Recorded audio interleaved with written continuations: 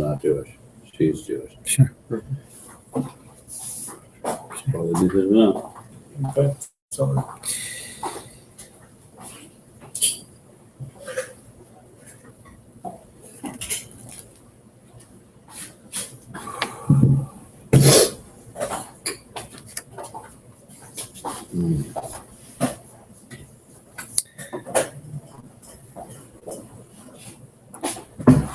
Okay, good morning.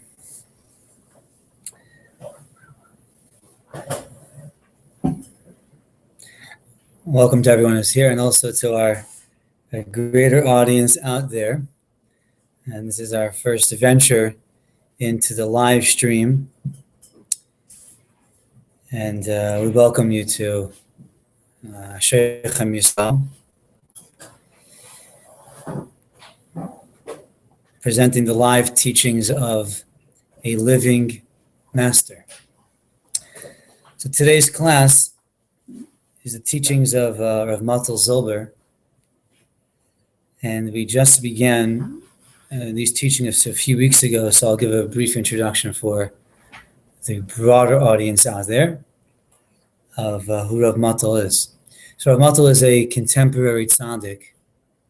He's a living Rebbe. Lives in Brooklyn. He's the Rebbe of Stuchin. And he was a Talmud, a student of the previous Stuchiner Rebbe. And Rav Mottel himself has a very broad audience, as aside from his own students in Chasidim, his Torah is printed and emailed and sent really all around the world. I actually came across his Torah once when I was walking in Yerushalayim, and I went to one of the bookstores, and they had these pamphlets his Torah is from in the bookstores. They were selling them. So his Torah is widely distributed, and he has many, many students, including myself. These teachings, they range from the Kabbalistic and very esoteric to the very, very practical. And it's the latter that we'll be studying. And the beauty of Rav Mottel is that here is a giant of Torah and the giant of Avoda. His head is really attached to the Creator, and so are his feelings. And he's a man that, by his presence, you are very taken by the Yirah Shamayim, the awe and the reverence for God that he has. And the beauty of Rav Mottel is that he draws from, literally the well springs of Torah, from the psukim of the Tanakh to the very esoteric Zohar and everything in between. And he is able to masterfully deliver it and explain it in a contemporary language and an understanding of the generation. And that is truly awesome. When you have a Rebbe who is attached to the source, the core, as he is able to deliver that and explain it to people today, and where people are at in their minds and their struggles of people, deliver the Torah in its authentic way, but in a contemporary language and understanding is awesome. And that's what's so attractive about Rav Mottel's teachings and why they're really taking off. So the teachings here are really built around the Sefer, the Mesilas Yesharim. You can see Mesilas Yesharim here. Next week, please God, we will upload the sheet for those in the broader audience so you could follow along as we read inside yourself. What Mottel does essentially is he will first learn from the Mesilas Yesharim, the Sefer itself, and then he will expound on it. And he will literally take a phrase, sometimes a few words, and build shiurim, all great classes out of a few words. As a matter of fact, the particular class we are studying is built on a few words, and those words is in the section of Chasidus, of attaining the great level of piety that the Mesilas Yesharim speaks about. And he says there that there are some contemplations that a person must think about in order to attain this level of Chasidus.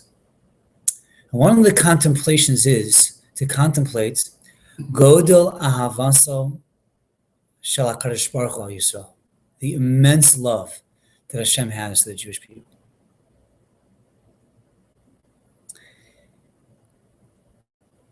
And unless we think about it, so we're not going to be able to really acquire it and feel it.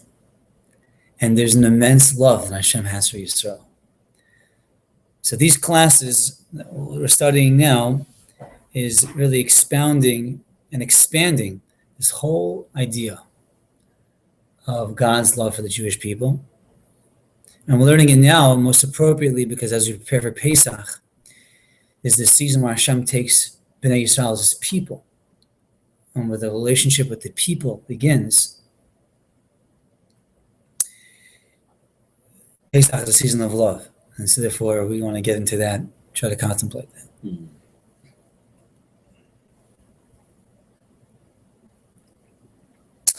Okay, so we began by explaining that in the Mara Hasna, in the revelation of Hashem to Moshe, is the first time Hashem speaks to Moshe, and the first time Hashem really addresses the people as a people, because until this time, Hashem's relationship is with the Avos, Avram, Yitzchak, and Yaakov, and the conversations flow between Hashem and they. But here, Hashem really speaks about Yisrael, the people. And a relationship is being established with the people. And the very first message that Hashem tells Moshe is, I have heard the cries of my people. And Imo Anochi B'tzara, I am with you in pain. The burning bush was the message that Hashem is in the thorns of the Jewish people. I've heard the cries, and I will do something about it. The very first message that Hashem tells Moshe to go to Paro with is, Bini Bechori Yisrael. Tell Paro this, Bini, it's my child. Bechori, my firstborn Yisrael. Very first thing is Hashem tells Moshe to establish the relationship to Paro. Understand that we're speaking about my son, my child, the choicest Yisrael. And the leaving of Mitzrayim is all about Hashem showing this immense love for the Jewish people. So much so that Rabbi Mottel said in the last class that Hashem, in a sense, broke with, would say, the Midas Hadin, what justice would say, and did away with it for the love of his people. And we're going to speak about that more when we begin today's class. So. V'chein is the bottom of the last page. We're going to move to the top of Chav Dalet, today's page, in a moment. V'chein b'kriyas Yamsuf Amar Kasef, concerning the splitting of the sea, the pasuk says, "Vayisa malach Elokim halech lifnei machane Yisrael." So here's where it picks up. And the malach of Hashem that was walking before the camp of Israel went, Vayelech me'achareim, and traveled behind them. Vayisa amud ha'anan mipneim, and the pillar of the cloud that traveled before them went, Vaya'amod me'achareim, and went after them.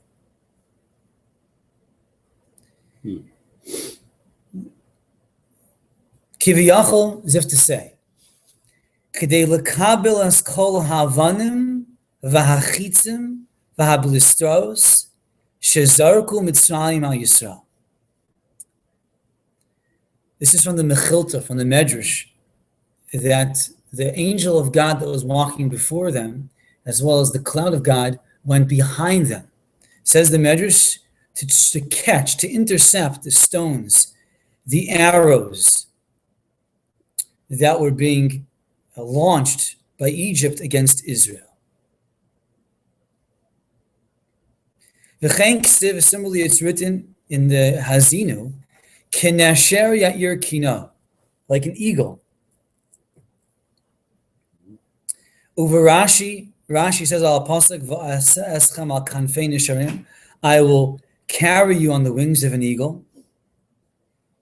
So Rashi emphasizes al kanfei nisharim, I will carry you on the wings of the eagle.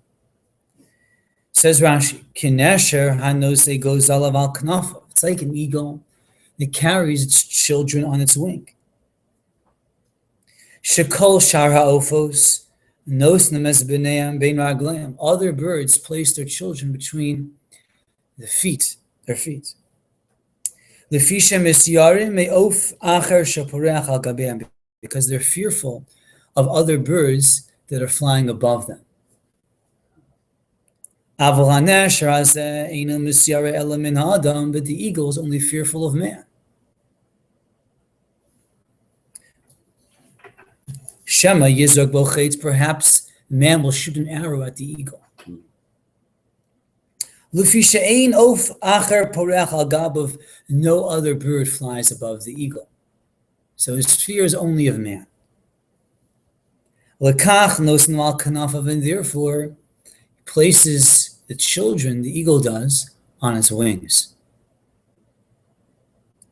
Omar, the eagle says as follows: Mutav yechanes hachetz bi v'lo bevanai. Better that the arrow enters me and not my children. Af ani asisi kein, so also I've done this, says Hashem. Vayisa malach halukim, and the angel of God traveled before them, went after them, to intercept the missiles, the arrows that were being launched by Mitzrayim against Yisrael. Vayavo beimachana Mitzrayim, vayu Mitzrayim zorkim chitzim va'avnei bilastos ve'ha'anan mikal. And while Egypt launched all their missiles and stones, projectiles at the Jewish people, the cloud intercepted them and saved them. So this is what the Medrash says in explaining the pasuk, that Hashem went and was between the camp of Egypt and the camp of Israel. So now Rav Mottel is going to try to explain this. What does this mean? Right? What does all that mean? Because the Medrash is a certain language and there's a certain meaning. So that's the language of the Medrash, explaining the pasuk. But the Medrash has a meaning, and the Mottel is going to try to explain this meaning.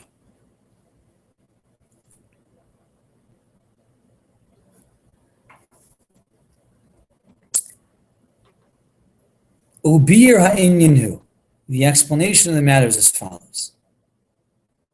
Shemitzrayim ba'u al b'nei Yisrael b'kitrugim gedolim. Egypt came against the Jewish people with very great accusations and very great indictments. Kitrugim asher heim merafsim igra. These were indictments that literally crushing, break a structure. Uvederach klal in general, shomim lama shemidas adin ameris. What the attribute of justice says is taken very seriously. In other words, if a person comes with accusations, or more than a person, if there's a spiritual accusation, an indictment, and what's being said is truth to it, so that's taken very seriously. Ve'ena Kadosh Baruch Hu over al shur dina. Kadosh Baruch Hu doesn't simply look away from what's just. In other words, the way Hashem Yisbarach conducts his world, the Gemara says, is Malchusa da'ara, Malchusa da'rakia is kal Malchusa da'ara. The kingdom of heaven is like the kingdom of earth. Just like we find on earth, there's a way of justice. There's a whole system of how things are set up to try to maintain justice. And you have a system of courts, and you have a system of police, and you have a system of people bringing case, and you have a system of defense, and you have a system of prosecution, you have a system of actual litigation, and then conclusion. So too in heaven. Shemayim, HaKadosh Baruch Hu created this world and organized this world. It follows what's called mishpat, a system of justice. And according to that system, there's a fairness to it. There's din. And when there is accusation or indictments that are said, so they're listened to.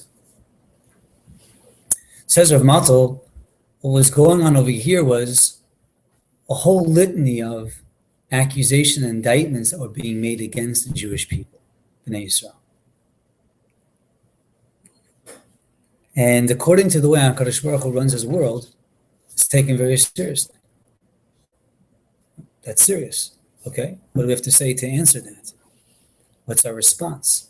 What's the defense?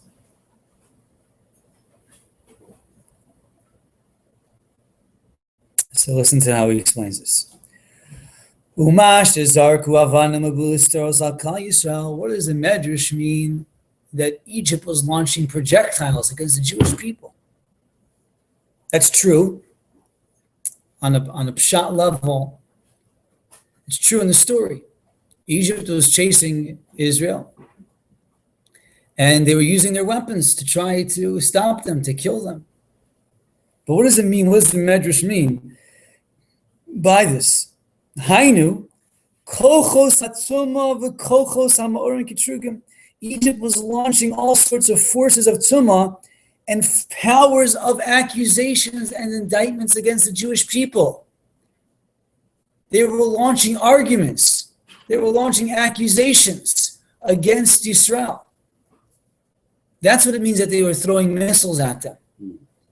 If someone's throwing accusation and indictments against you, you're guilty.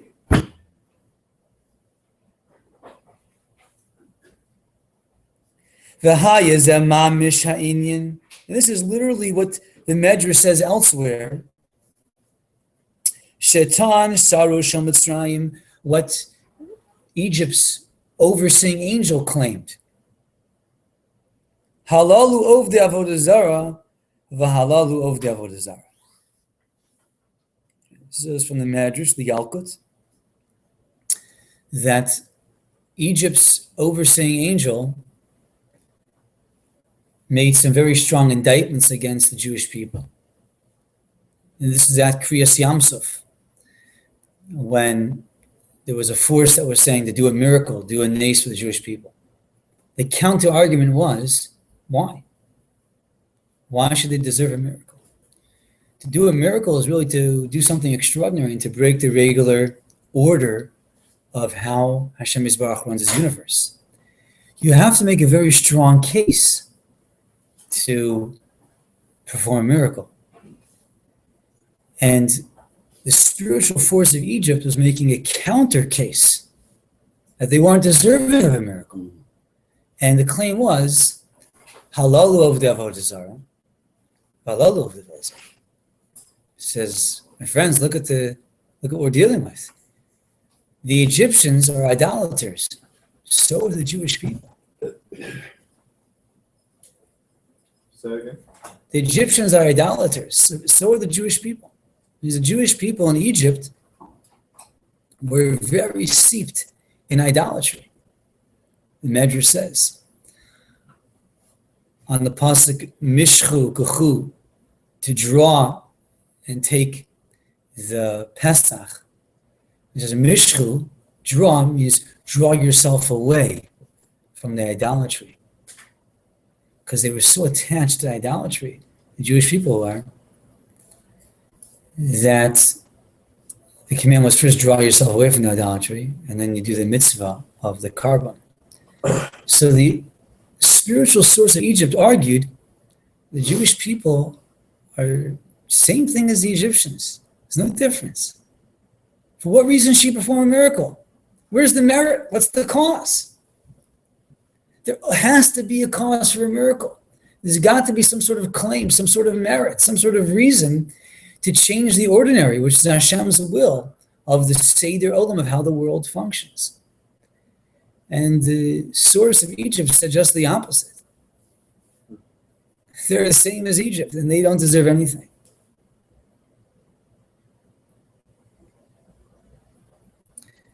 To give a little background, the pasuk says that,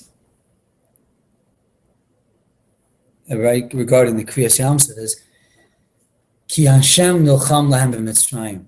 Hashem was fighting in Egypt. So the Medrash says, what does it mean Hashem was fighting in Egypt? It means that first and foremost, things happen on the spiritual level first, and then they manifest themselves in the physical. What happened over here with Egypt and Israel, and the splitting of the sea, and this whole war and this miracle was first happening in the spiritual realm. In the spiritual realm, there was a whole contentious scene of the spiritual force of Egypt making a claim against the source of Israel, saying they don't deserve a miracle. So everything that's he's describing over here is really happening in the source, on the spiritual level, where things originate. We describe the Sarah of Mitzrayim, the archangel of Egypt, the spiritual force of the people. And pending these disagreements, this whole case is the outcome here of what's manifest on earth. So these accusations, these indictments, is very aligned with what the Medrash says elsewhere, is that Egypt was launching all sorts of projectiles in the form of counter arguments against the Jewish people and the claim to be saved.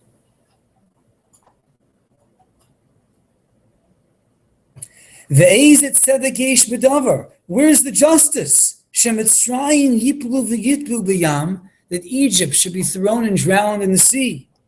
Uvnei Yisrael yavru b'toch hayam b'yabasha, and the Jewish people should cross over to the dry land. Ve'en lazeh shum hatzdaka, there's no justice. Ki halalu v'halalu ovdei avodah zarah, they're the same. See, here's the claim of justice. Din, where's the justice? Hashem, you're the one that runs the world by din. How is it just? This was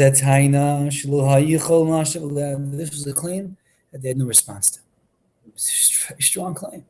If you look at it and you analyze what's going on over here, and you look at the case as it appears to the eyes of the judge, it's a clear case.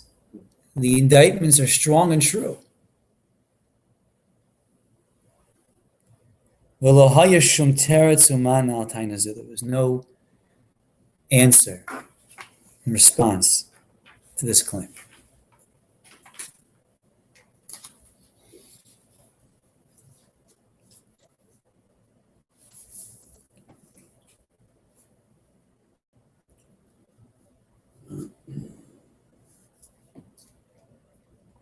Okay.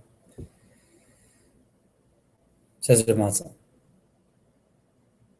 This is the explanation of the Medrash, of the launching the projectiles. And now let's go to the next part of the Medrash. Understand what that means. Aval HaKadosh Baruch Hu Amar Ben Hashem responded the following: Al tebalbelu osi b'tainos u'ma'anos elo. Don't try to confound me with all these types of claims and these types of arguments. Ve'eni me'ishir lachem davar. Not going to respond to this at all. Ki ba'atika talya milsa, because the matter depends ba'atika. Shum olam atik, it's from the world, the space called atik.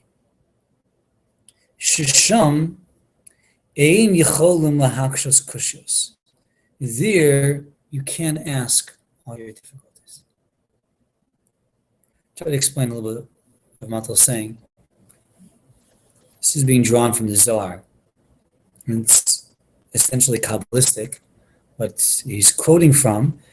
Try to explain it in a language that we can understand.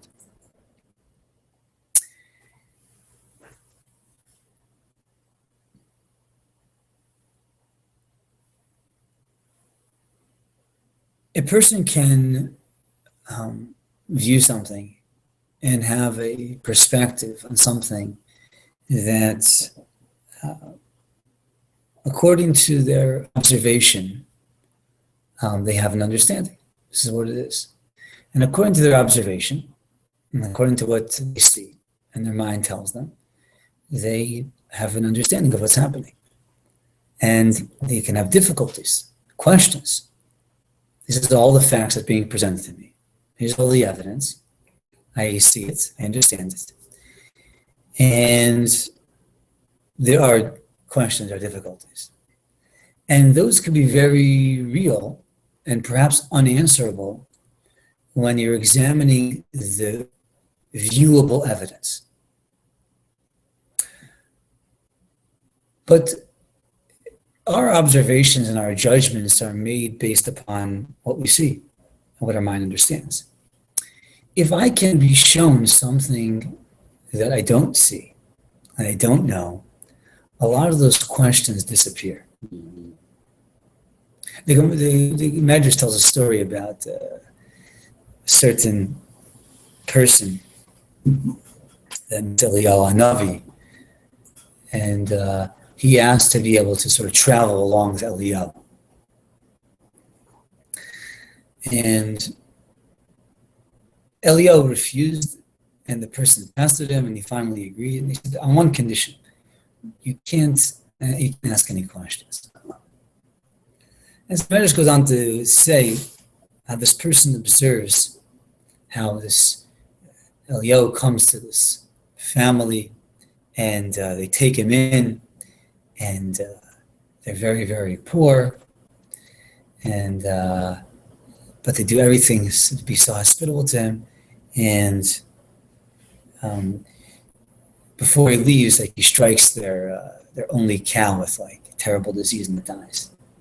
And the person is like, it's just like bursting with like anger and like, where's the justice over here? Then he goes to, a rich man, and the guy is like a terrible person, and he doesn't, like, Eliyahu needs a place to sleep, and he doesn't take him in. And finally, like, he pushes his way in to get a place to sleep, and he takes him in, begrudgingly. And before he leaves, Eliyahu helps him discover like a treasure that's in his, like, the walls of his house. And the guy's like, at his wit's end, like where's the justice here? And I said, I told you that you can't ask me questions. And subsequently, he shows him, like in Shomayim, the greater scenario, right? The greater atmosphere that sort of surrounds everything that the person observes. And the questions follow up.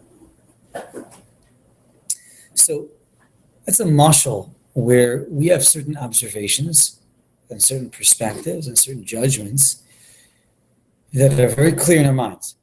We're very clear because we see everything in front of us, and like the sages say, the judge only has what their eyes see, and that's it.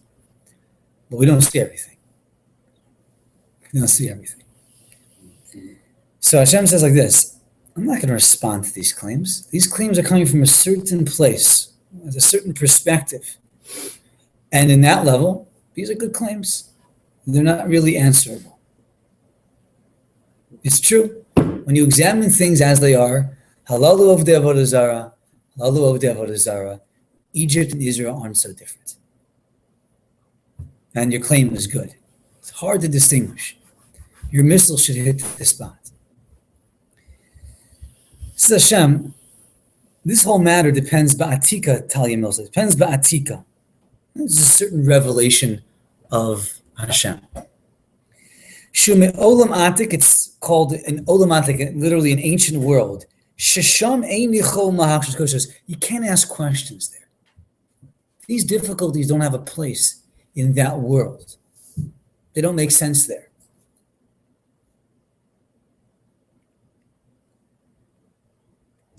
And while it's true, the Medrash reports that Hashem does respond to these claims. Hashem says, Hashem says, you're judging shogeg, the one that does something unintentionally, kemezid, like the person is doing it intentionally. You're judging the onas, the person that's being coerced to do something, like karatzon, as if he's doing it willingly. So Hashem does respond. Aval hakitrug haya shebnei Yisrael avdu gam baratzon. The accusation was that the Jewish people are also doing it willingly. In other words, that wasn't a response to the accusation, because the accusation went much deeper. It says, no, we can see intention. And the Jewish people are doing it baratzon. They're willingly serving. So that's not really a response either to the depth of the claim.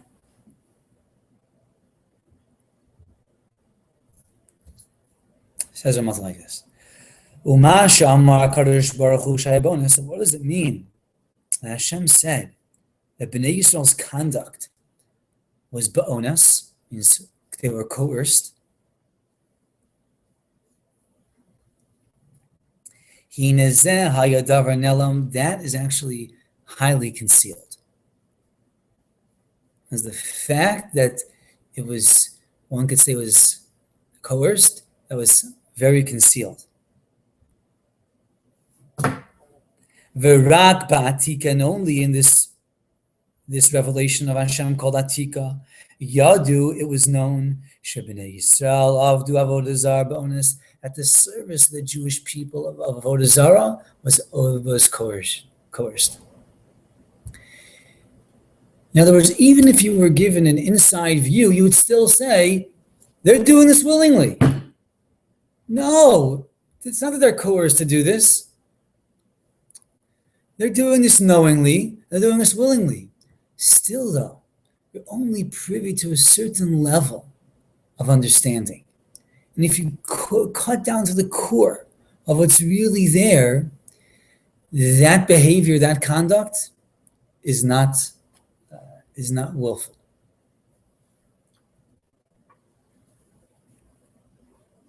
But that's something that does not relate to where the judgments and where the accusations are being leveled from.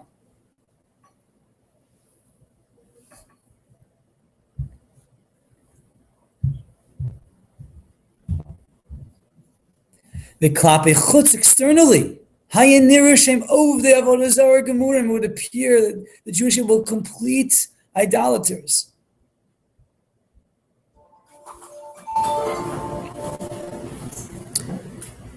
Kadosh Baruch Hu kares Yamsuf v'amar. Kadosh Baruch Hu nevertheless split the sea, and he said, "Mutav yikanes hachetz bi."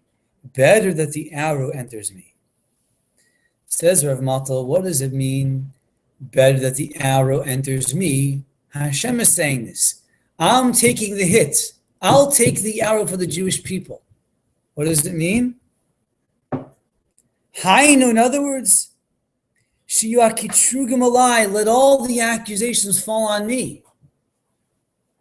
V'yomu, let them say, Shani avarti al shura sadin, let them say, I transgressed over justice. V'asisi avol mitzrayim, I did an injustice to the Egyptians. Let the arrow enter me. Let the claims be, God acted unjustly.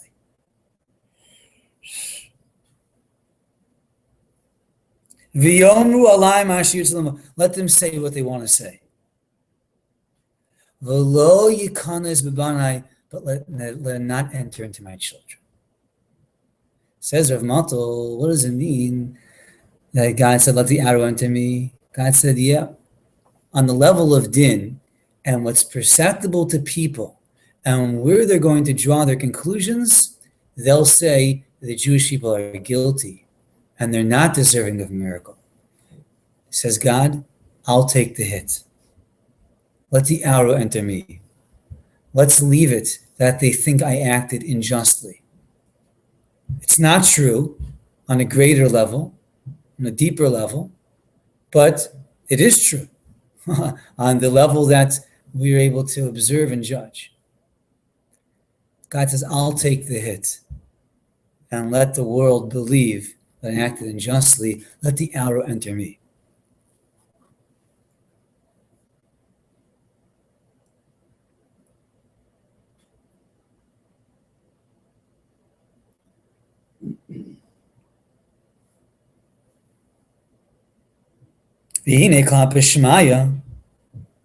So to Hashem, Har is a neis gadol. This is an absolute and awesome miracle.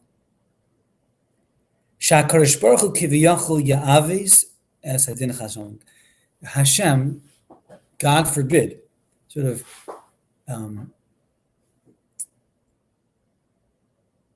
ya'aves es hadin means corrupted. The judgment, God forbid. Means on the level of justice, in that world of the justice, kiviyachol, it seems HaKadosh Baruch Hu broke that. The shianirik evils, and it would appear as if it's a corruption of justice. HaKadosh Baruch Hu, nevertheless, Hashem says, Harihem b'nai chavivai. They're my beloved children. Va'avurim es hakol. And for them, I'll do everything.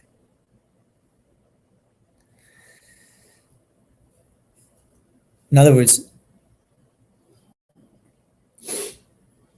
you have a level of din, of justice, that the world operates by, and that HaKadosh Baruch Hu in general maintains. That's the whole system of the justice. And according to that system, the claims were good and strong, and there was really no answer. HaKadosh Baruch Hu's reply, in a sense, is an override of that system. And this override of that system comes from a place of love for his children. In other words, when you only have one system, you can't really override it without corrupting it. Let's say in the court of law, the judge only has one system to work with. It's called justice. And if it doesn't work with justice, it's a corruption of justice. Justice has a certain protocol, certain order, and it has to maintain its integrity. But when you have another system, if you will, another way of conduct or relating, it can override that. And that's called love for his children. Because when HaKadosh Baruch Hu says, B'ni, they're my children, so his establishing is there is a parent and child relationship. It's a father-child relationship. And although there is still din, it introduces a new way, and that is love. And so therefore, on the level of the justice, it seems, well, justice is not being maintained, and God's not being fair. Mm-hmm. And although that's not necessarily true, it seems to be, and people draw their observations from there. Kadosh Baruch Hu says, I'm overriding that with the love of my children. Doesn't that show favoritism to the Jewish people and create jealousy among the nations? The favoritism is because of a relationship. It's there. That's a real relationship. So when you have a real relationship, that means there's a different way of relating. You know, when your son does something, your child does something, so you treat it differently. Are you favoring them? You're not favoring them. It's your child. It's a child. It's a relationship to a child is a certain way. So Hashem says, they're Banai Chavivai, and therefore you have to understand, it's not limited to that way of justice. It also includes something much greater. The Zohar says that HaKadosh Baruch Hu loves justice. HaKadosh Baruch Hu is Merachim Din, loves justice. But Rechimusa de Banai is not Tzachal Rechimusa de Dina. His love of his children, overpower and conquer his love for justice. You know, in other words, even though Hashem Yisbarach runs the world in a certain way, and that's his preference, that's the normal order of things, there's another order, and that's called love of his children. And it can override, conquer his love for justice, how he wants the world to run. But it appears to the world it is a evil sadin, a corruption of judgment. It says, God, I'll take the hits. Let the arrow enter me. Let them say what they want, as it appears to them, because they don't understand it. It's my children. When it comes to your child, you act differently. So the whole Yetzias Mitzrayim, the whole Kriyas Yamsuf, it needs to be understood with this introduction that I've heard the cry of my people and my child.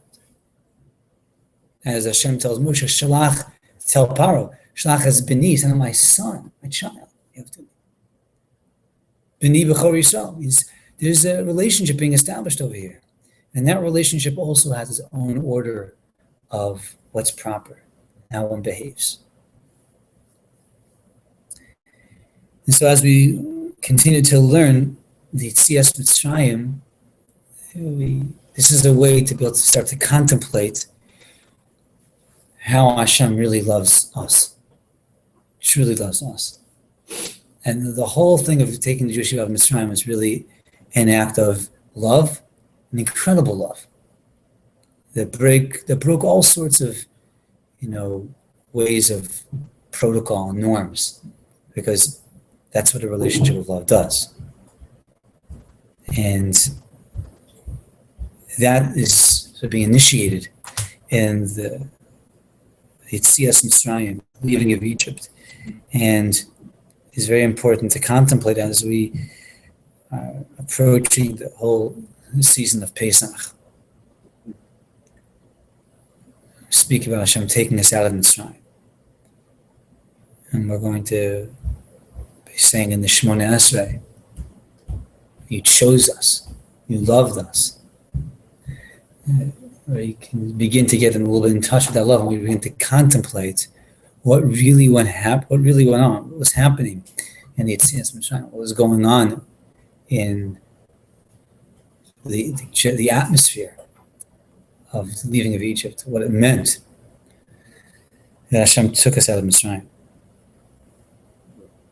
So this will serve as a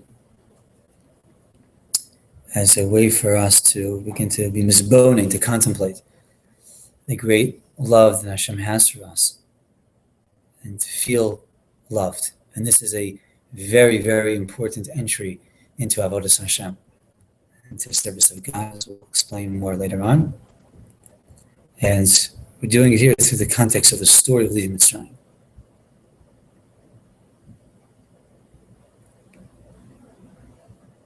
So we'll pause here for today, and all the viewers out there, although you're maybe far in body, in geography, you're close in spirit and closeness. Part of our teachings that are going on here in our base measures, and walking along our path together, as the path of Kirvas Elokim, coming close to Hashem, through learning the area of the Panemius Torah, the inner nature of Torah, and Avodas Hashem, the service of God. And Hashem should continue to bless us, that we begin to walk His path, to do His service, and to begin to feel the immense love that Hashem truly has for us. Have a good day and a good week.